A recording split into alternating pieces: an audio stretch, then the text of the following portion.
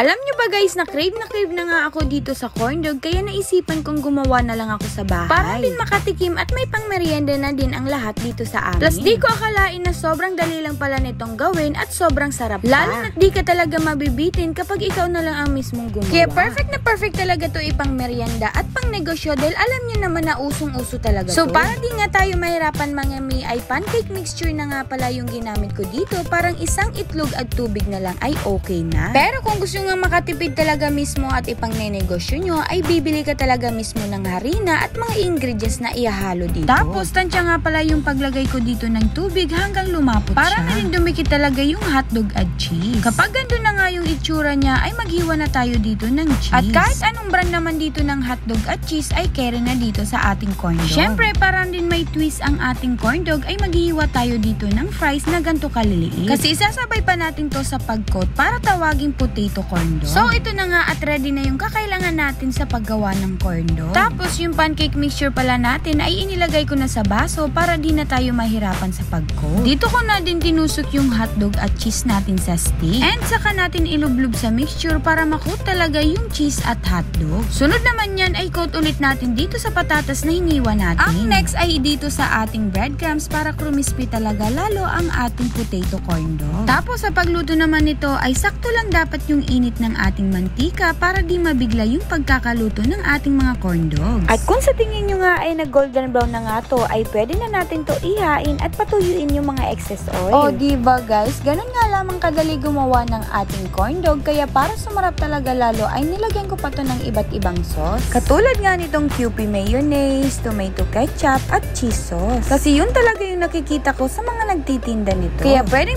nyo nga din tong gawin kahit nasa bahay ka lang. Kasi napakadalian niya lang gawin at madami ka pang magagawa. O diba, perfect na din to ipang baon, merienda at negosyo na kasi din. Kasi di mo nga akalain na sa pancake mixture nga lamang ay makakagawa na tayo nito. Plus di mo nga expect ang lasa sa sobrang sarap niya kasi para ka lang din bumili sa labas. Kaya naman kung gusto nyo nga itong itry guys ay itry nyo na dahil sobrang dali lang talaga at nakakabusog pa. Kaya yun lang guys, thank you for watching. Bye-bye!